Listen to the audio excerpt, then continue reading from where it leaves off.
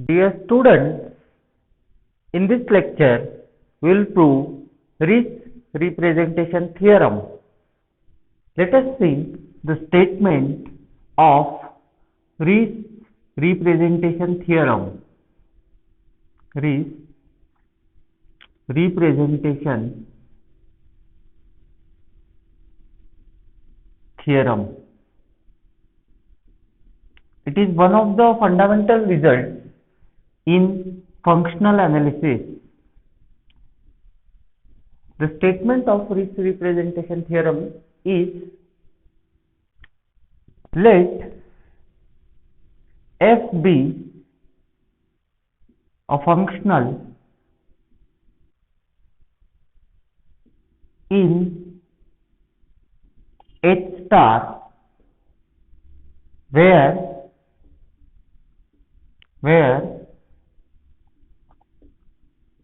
H is a Hilbert space, where H is a Hilbert space. What is H star? Recall that H star consists of all functions f from H to C which are linear and bounded. Then there is a unique vector.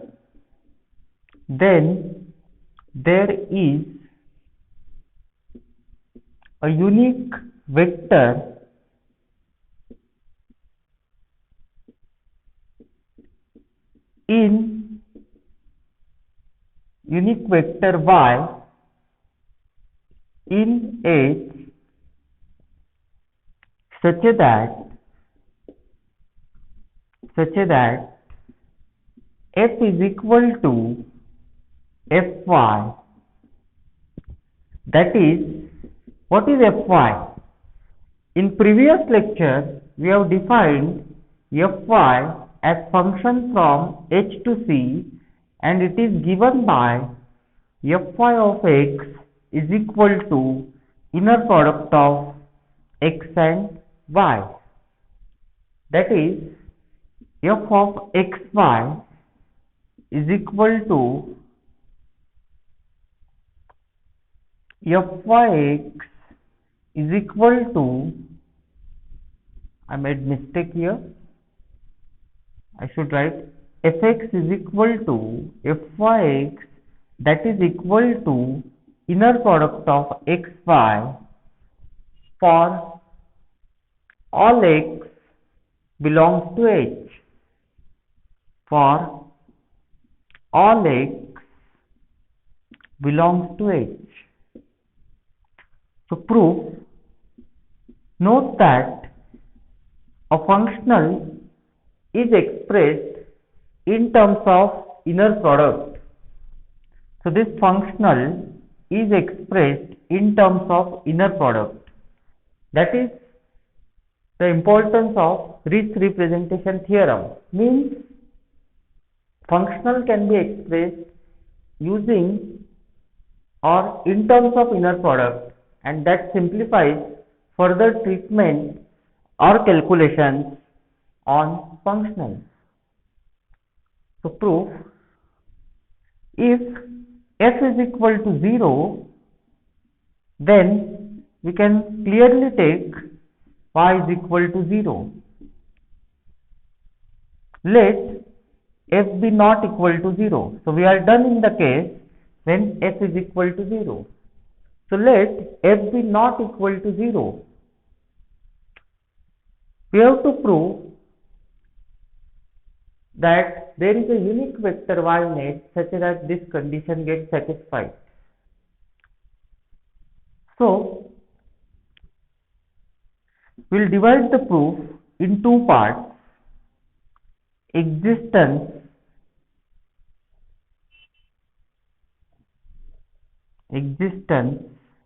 part and uniqueness part. So we are done with one case already. and now we are assuming that f is not equal to 0.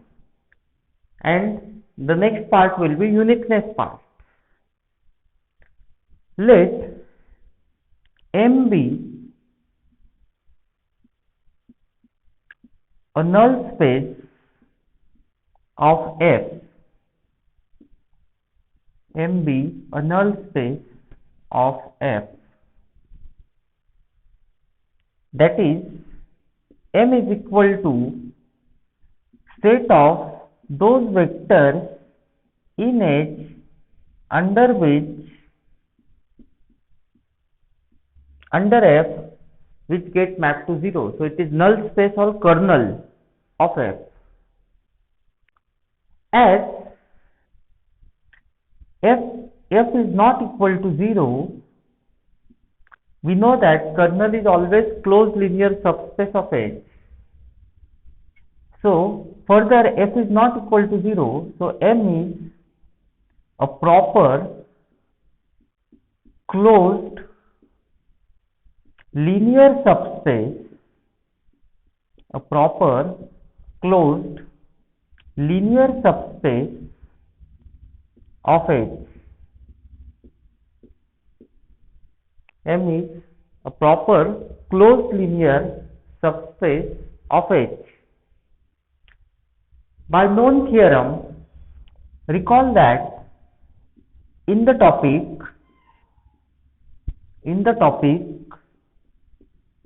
orthogonal complements, we have proved that for every proper closed linear subspace of H, there is a unique vector or there is a vector which is orthogonal to M. So by known theorem, there is a vector y0 in H such that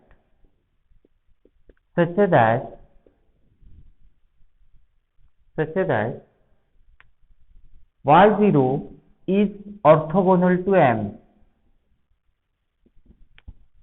So I could draw the figures here.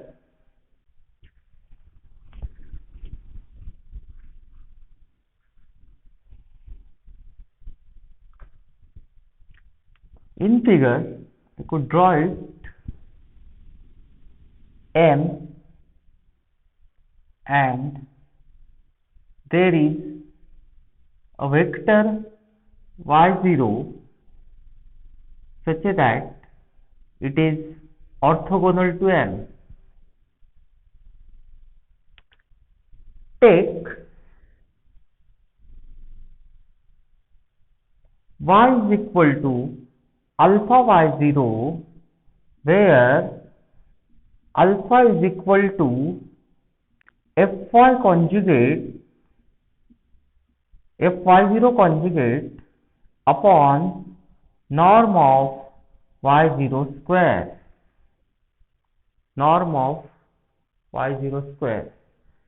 So this is the key step of the proof.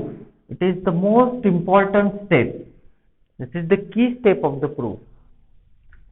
So this is key step where we are establishing or introducing y so that this claim will get satisfied. We claim that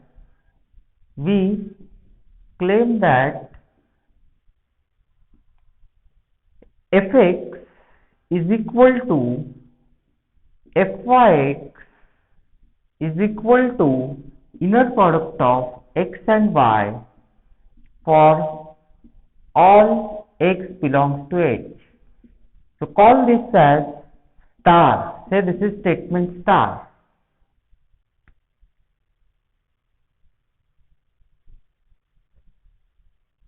Note that so if x belongs to M, then we have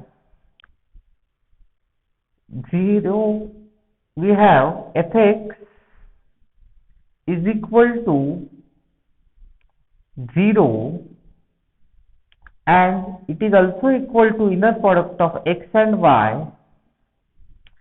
So why is fx equals to 0? Because x belongs to M. And why xy is equal to 0?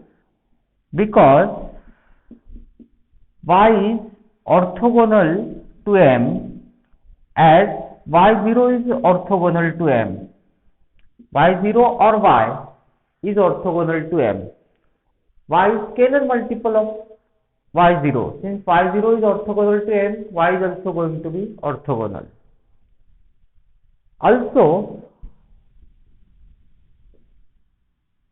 we have from this, what will be fy conjugate? If you take what will be fy0, it will be alpha conjugate. So conjugate of alpha multiplied by conjugate of this, but it is real number, so it will be as it is. Norm of y0 square by using this. So note that this is going to be here. Okay. And we have inner product of y0 and y equals to y0 alpha y0. What is y? It is alpha y0, and that equals to alpha conjugate y0, inner product of y0 and y0, that equals to alpha conjugate norm of y0 square. So from these two, we can say that these two are equal and these two are equal. So thus, these arguments show that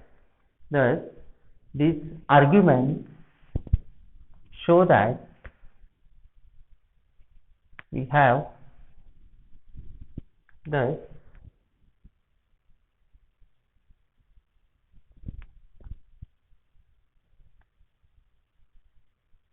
the statement star that fx is equal to inner product of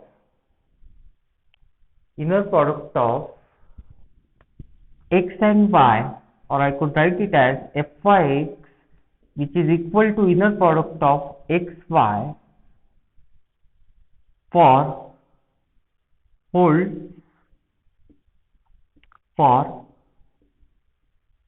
x belongs to M and x is equal to y0 as well. So say this is statement star 1. This I am calling as star, so that I am going to call it as star 1. As M is proper closed linear subspace of H and y0 is orthogonal to M, we could write H as sum of M plus linear space spanned by y0. What is linear space spanned by y0? What is linear space spanned by y0? It is set of all scalar multiples of y0. I could say this is lambda y0, where lambda is scalar, that is, it is a complex number. Okay. So take a vector x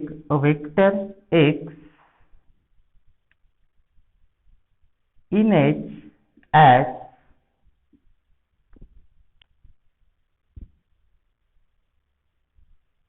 x is equal to M plus beta y0, where M belongs to M and beta is scalar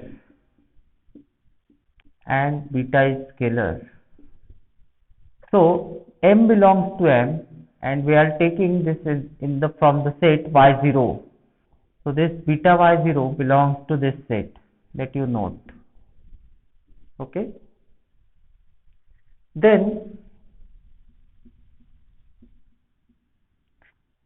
f of x is equal to f of m plus beta y0, that equals to f of m plus beta times fy0. I could write it as beta times fy0 since f is linear. Why f is linear? Because it is functional. It is in H star since f is linear. So with this we get that now f of m. So by star 1 I could write it as inner product of m and y plus beta times inner product of y and y0 from star 1, because this holds for x belongs to m and x is equal to y0. We have proved this. So using this we get this, and this is nothing but, if you observe, this is nothing but m plus beta y, m plus beta y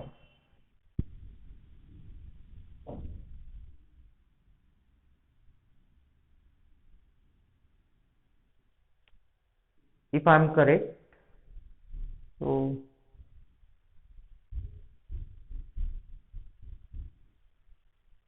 we have to prove that this equals to inner product of x and y. So m plus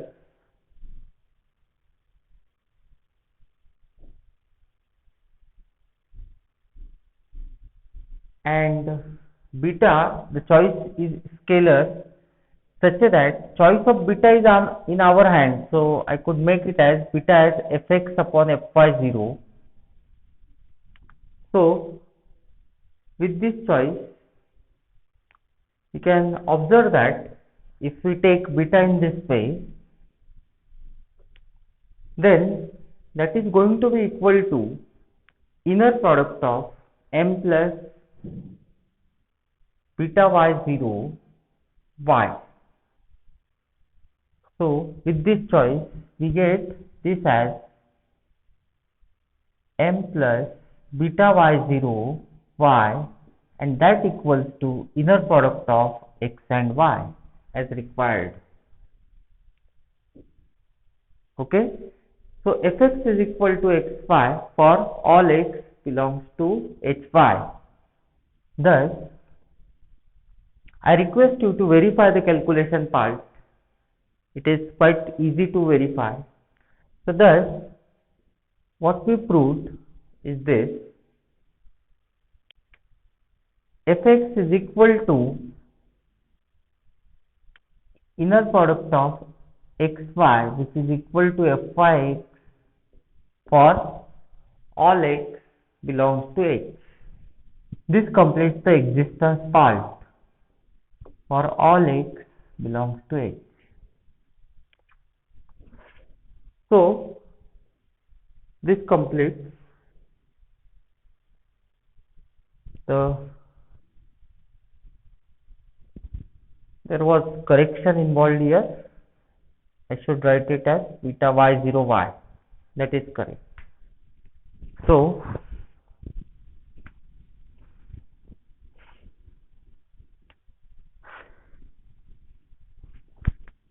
in that case this choice may not be required.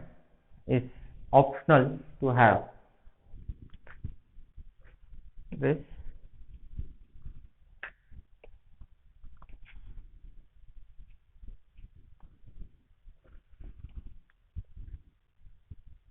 So this choice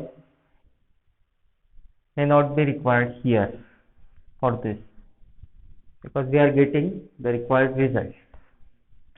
Now we will complete the uniqueness part. We will complete the uniqueness part.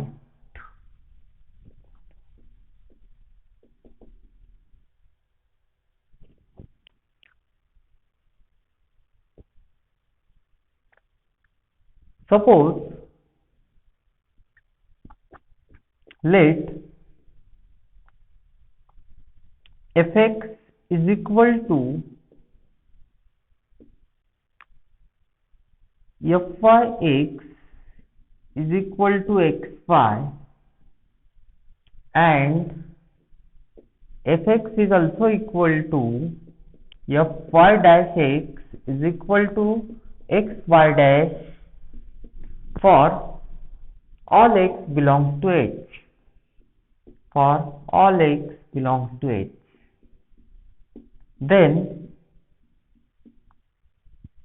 inner product of x and y is equal to inner product of x and y dash. These two are equal because they are equal to fx. For all x belongs to H. This implies that inner product of x, y minus y dash, if you take this on left hand side, we get this as 0 for all x belongs to H. In particular, for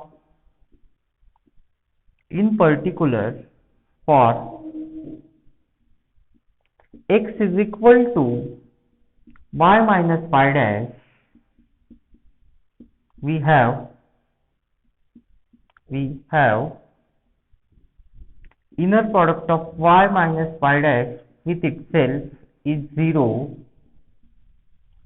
This implies norm of y minus y dash square is equal to 0, and this clearly implies that y minus y dash is equal to 0, that is y is equal to y dash. So we completed the uniqueness part. We proved that there is unique y satisfying this property. Okay. This completes the proof of Ries representation theorem. Thank you.